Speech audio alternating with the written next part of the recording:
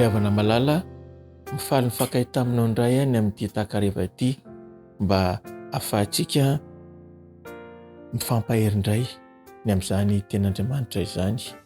Tsy mofany mantsy ny volomantsika fa ny tendretra izay alokin'ny vavan'Andriamanitra izany. Ka manasa anao indray izany andehantsika andray ny ten'Andriamanitra ka hojerevantsika ny epistily nosoratan'ny apôstôly Paoly ho an'ny Koritiana, izany ka ny epistily voalohany izany no hojerevantsika. Ka ny toko 17 izany no avotrantsika ao anatin'izany. Ary ny andininy toko 17 ka ny andininy 17 izany. Izao no voalaza amin'izany toko sy andininy izany, izay fahafantarintsika kristianina moa izany. Ary ankehitriny dia ireto telo reto no mitoetra: ny finoana, ny fanantenana, ny fitiavana. Fa ny fitiavana no lehibe amin'ireo. Ary mbola mijery mantsy antsika izany zao ny mahakasika ny amin'izay fitiavana izay, dia raha mbola mijery indray tsika eo amin'ny toko 17 ka ny andininy voalohany, dia mbola mamerina kely indray ny apôstôly Paoly dia hoe miezà mitady ny fitiavana. Zava-dehibe loatra ny fitiavana izany rehefa namalala. Ary ny fitiavana dia tena toetran'Andriamanitra moa izany ny fitiavana io. Izay tsy tia dia tsy mahalala an'Andriamanitra, izay no tenenin'ny apôstôly Jaona. Fa Andriamanitra dia fitiavana. Ary ny epistily moa izany no teny izay. Ary ny filazantsara nosoratan'ny apôstôly Jaona ihany koa dia toko 7:9 dia fa toy izao no itiavan'Andriamanitra an'izao tontolo izao, nomeny ny zanan'ilay tokana mba tsy ho very izay rehetra mino azy, fanana fiainana mandrakizay.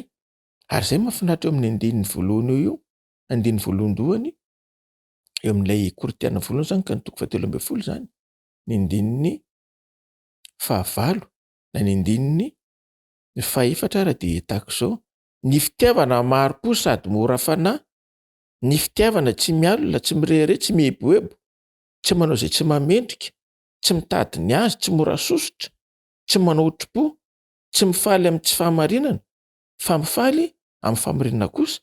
Raha izay tapany voalohany izay no jerevana ny amin'izay fitiavana izay, dia maneho an'ilay toe-panahy sy ilay fomba fiaina tadavina mihitsy izany. Ny fitiavana tsy mirehare, tsy mieboebo. Ny fitiavana manetry tena, manao izay tsy mamendrika, tsy mora sosotra, tsy manao otro-po. Ary izay mihitsy ny zavatra resena amin'izao vanim-potoana izao e. Manao moa izany otro-po izany, raha misy zavatra indrakay tsy azo ka tsy mifandraika amin'ny sitrapo, dia iny miteraka otro-po, miteraka alahelo, ary fitombon'ny fanaovana heloka be vava amin'izao vanim-potoana misy antsika izao io, dia vokatra ny tsy fahampian'ny fitiavana izany ange rehefa namalala.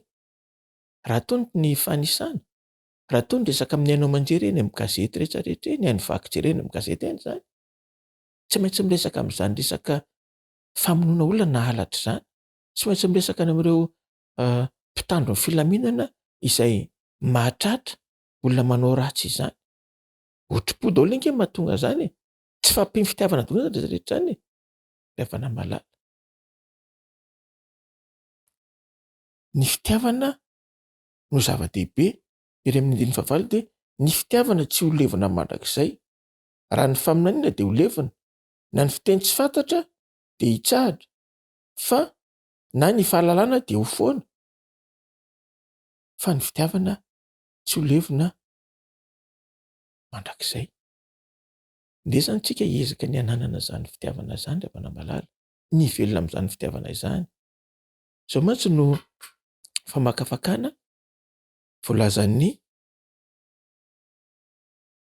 manuscripta pejy 9 izany, izay nosoratana tamin'ny taona 2019 izay nataon'ny mpanoratra baiboly tamin'izany vanim-potoana izany. Fitiavana amin'ny fo madio no toetra iray izay tian'ny Kristy amin'ny olona. Izany dia voankazo vokatra avy amin'ny hazo kristianina. Raha miteny ity mantsy ny apôstôly Paoly eto hoe ary ankehitriny dia ireto toetra telo ireto no ankehitriny dia ireto telo ireto no mitoetra: ny finoana, ny fanantenana, ny fitiavana, fa ny fitiavana no lehibe am'ireo de hoe fitiavana amin'ny fo madio no toetra ray izay tian'ny Kristy amin'ny olona. Izany dia voankazo vokatra avy amin'ny hazo kristianina. Ary zany ilay resana tena fitiavana tsy miheboebo, ny fitiavana anankiray amin'ny fo madio. Fa ny olona amin'izao fotoana izao ny anao ve fitiavana ahoana? Fitiavana amin'ny fo madio sa fitiavana fanantenana zavatra? Fitiavana satria mety misy ambony ampanga tokony ho azo. Fitiavana satria mety misy tanjona tiana hotratrarina, tsy izay fitiavana fo madio. Zany na iza zany ilana anehoana zany fitiavana izany. Na manahoana na manahoana, mety miresaka volokoditra ve zany? Mety miresaka fiaviana ve zany? Mety miresaka farim-pananana ve zany? Zay ny tsodrano ao amin'ny Apokalipsy 4:25 ny filazantsara mandrakizay izay hotorana amin'ireo fokom-pirenena sy ny samy hafa fiteny sy ny olona rehetra zany rehetrarehetra zany. Zany hoe ny zavatra nitranga teo tilikambon'ny Babela izany, zay nampikorokoroana ny fitenenantsika ka niteraka ireo fiaviana maro samihafa izay misy ireo.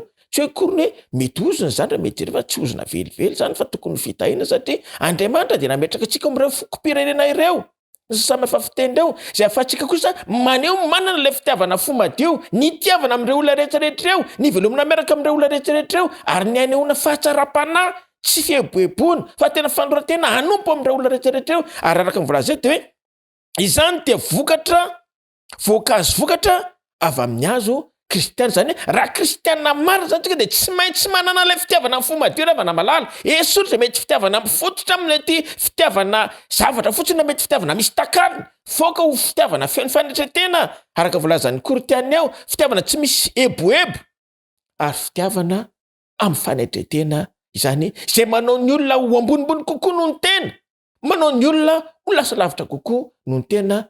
Zany hoe fitiavana tsy misy takaliny, ilay fitiavana tao amin'ny Kristy ka ho velona amintsika kristianina izany fitiavana izany.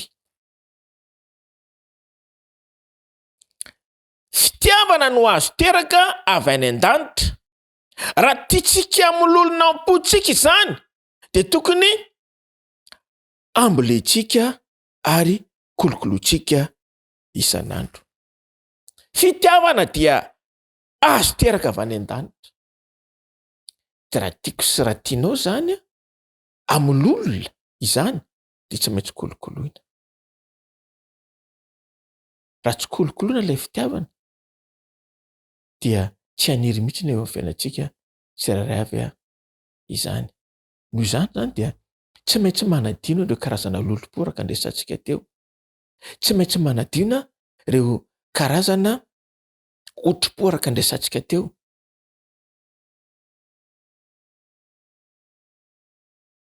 Misy tononkirana mpira vahiny anankiray izay manao tahaka izao: non, rien de rien, non, je ne regrette rien. Ary mahafinaritra ilay tononkira fa hoe tsy misy ny nahalelovako mihitsy na ny tsara natao tamiko, na mety ho ny ratsy natao tamiko ihany koa, tsy misy zavatra mampanenina anahy. Efa namalala nde mba ho tahaka izany satria izany toetra izany ny fanakolokoloana mba hampamololona ilay fitiavana tanatsika. Dia izany zany ny toetra tadavina amintsika kristianina, itsika mpiara-belona amin'izao vanim-potoana misy antsika izao. Alemem-panahy, faharetana, miatra ny zavatra rehetra, maritra amin'ny zavatra rehetra, izany no vokatra avy amin'ny sarobedin'ny fitiavana alemem-panahy. Zay zany le kolokoloina le amololona zany le satsika teo mba iroborobo, mba haniry amololona zany mba tsy tsatra ny tsisy fitombona zany tena tongavana amin'le amololona, mba tsy tsatra ny amin'ny iroborobony zany dika zany hoe amololona, tsy tsatra ny amin'ny isandraka izany fitiavana zany dikany hoe amololona. Ka ito zany dia ny alemem-panahy amin'izao vanim-potoana ny raritsaina izao, ahoana moa ny ahafahana mampitoetra an'izany alemem-panahy zany? Satria na ny asa ataontsika, na ny endrikenjiky ny fiainana izay ataontsika dia efa namalala. Ny alemem-panahy ampaniriana zany zany alemem-panahy zany satria izany no ahafahana mikolokolo mampamololona ilay azo kristianina izay avy any an-danitra ampaniriana ty anatintsika dia ny fitiavana izany. Fa ro manakaraka an'izany dia ny faharetana. Manao no zany faharetana izany? Sarotra oatra ilay manana an'ilay faharetana. Ary izay mampatonga ny faharesena indraindray ao anatin'ireo tarika ny amin'ny fanatanjahantena satria manoana ilay fananana an'ilay faharetana. Mbola voatahiry ve ilay herijika mandritra ny lalao anankiray satria indraindray ao anatin'ilay vanim-potoana tokony hampitombo iny mihitsy ilay hery sy tanjaka indraindray ao anatin'iny no mitady alemilemy sy mitady ho godro angaha ny vatatena sy ny lohalika. Faharetana ry havana malala.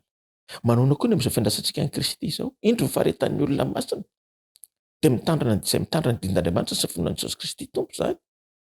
Faharetana. Teom-panahy ilaina amin'ny vahoakan'Andriamanitra io. Teom-panahy ilaina antsika kristianina satria tsy maintsy maritra isika. Miaritra ihany koa.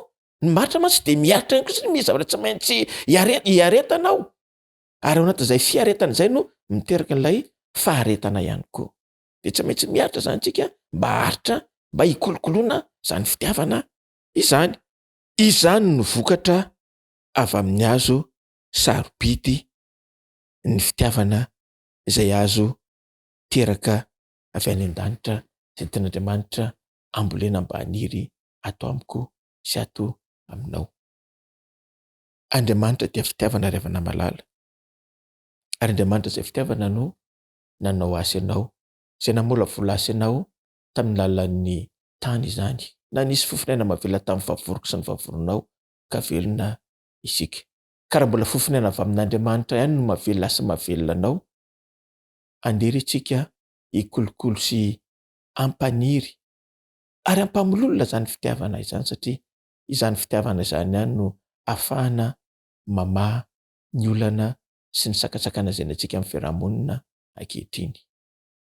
Ndeha isika hanolo tena misimisy kokoa amin'Andriamanitra, mba Andriamanitra ilay tompon'ny fitiavana no hampitombo sy hampamololona ilay fitiavana ao anatiko ka hitombo tsy hanapataperina izany ka ny hatratra ny ohatry ny fahafehanoana dia Jesosy Kristy ilay fitiavana izay nanolotra ny tenany avy amin'Andriamanitra, fitiavana izay nanolotra ny tenany ho eo amin'ny hazojaliana sorona hanafaka ny fahotako sy hanafaka ny fahotanao. Tengany mbo izany fitiavana avy amin'Andriamanitra atao amin'ny Kristy Jesosy izany no fitiavana hipololotra, ho fitiavana hibohiboka, ho fitiavana hiroborobo sy hamololona amin'ny fiainantsika tsirairay avy.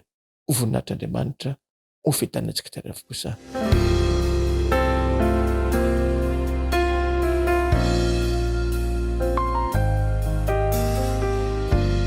Tompo Andriamanitra io, ampitombo ety anatinay ny fitiavana avy aminao. Tompo Andriamanitra io, oka ho velona sy roborobo ilay fitiavana ilay azo avy any an-danitra, mba voakolokolo aty anatinay, mba ahafahanay sam'izay miara-belona tokoa anatin'ny fiadanana, mba ahafahanay sam'izay mifanompo anatin'izany fiainana izany, mba hialana amin'izay mety olana, mba ho afaka izay mety fanaintenana sy fahasahiranana, mba hitombo amin'ny fanarananao izay tsirairay avy. Manome sa torimaso-piadanana anay noho ny amin'ny alina mangina ity. Voninahitra amin'ny anaran'i Jesosy. Amen.